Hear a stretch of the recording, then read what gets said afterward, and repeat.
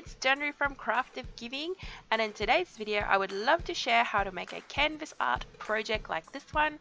To make your very own canvas art project, you'll need a blank canvas in the size of your choice. I'm using a 23.5 by 11.5 inch canvas. I found mine at my local Dollar King, very inexpensive, but you can choose whatever size you'd like for your project. Now the best part of this canvas art project is deciding what scene you would like to display on your canvas.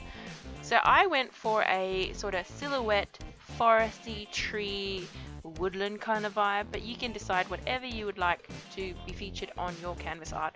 But you need to make sure that there are points meeting all across your canvas from the middle towards the side, so that when you start cutting your canvas, there's always a point where it secures the actual canvas that remains back onto the frame, so that you don't end up with some floppy bits hanging around. So I went ahead and drew my trees and some ground. I added some shrubs and leaves and things, and then I started coloring in the areas that I wanted to cut out. Now this is just an easier way for me to remember which ones I need to cut out, rather than get confused when you start cutting. An important point to remember is to use a cutting mat underneath your canvas before you start cutting, so that you don't accidentally cut into your working surface, especially if it's not your own property.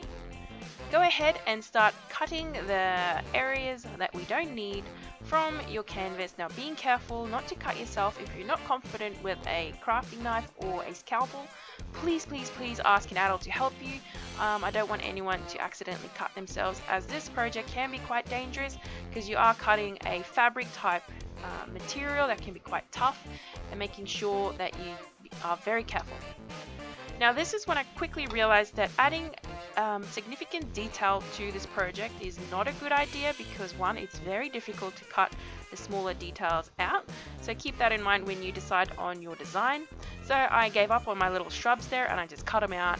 And another good point to remember is all the areas closest to the frame, do not cut those bits off, whereas the areas in the middle of your picture, you don't need it to be attached to anything, so just cut those off.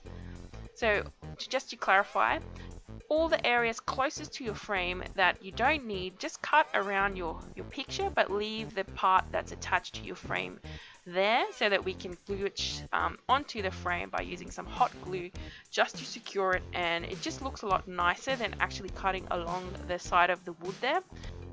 And this will leave you with a nice clean finish to your project. So go ahead and secure all the little loose ends closest to the frame down with some hot glue, and then go ahead and paint your canvas art in any color you like. Now mine being a silhouette look, I'm going for a black acrylic paint. If you're using oil paint, this will take a while to dry. I don't know if watercolors would work as well if you want a nice vibrant color or a dark color. So keep in mind, I find acrylic paint a lot easier to deal with.